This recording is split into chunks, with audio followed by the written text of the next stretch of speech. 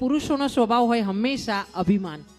કોઈ પુરુષ એવો નહીં હોય કે જેને અભિમાન ના હોય. એના કાર્યના પ્રશંસા થાય, એના કાર્યની પ્રશંસા ન થાય ને તો એને થોડુંક ઓછું તો આવે જ દરેક પુરુષને.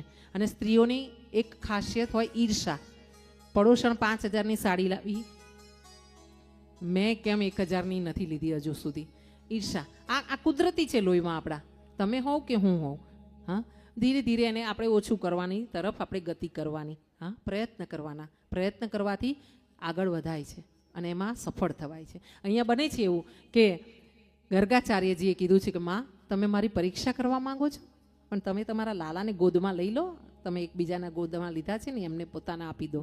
હા, અને આમ પહેલાં રોહિણીજી બિરાજમાન થયા છે. કહેવામાં આવ્યું છે કે રોહિણીજી મોટા છે એટલે એમને આગળ બેસાડ્યા છે. અને પછી ગર્ગાચાર્યજીએ નામકરણ વિધિ કરી.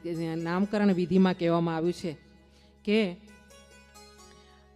આ પુત્ર તમારો મોટો છે. સંકર્ષણ થયું હતું, દેવકીજીના ગર્ભમાં હતા, ત્યાંથી ખસેડીને એમને માં રોહિણીજીના ખોળામાં આપવામાં આવ્યા છે, ગર્ભમાં આપવામાં આવ્યા છે. સંકર્ષણ થયું એટલે એનું નામ એક સંકર્ષણ રહેશે. એ બળરામ બહુ જ બળવાન છે.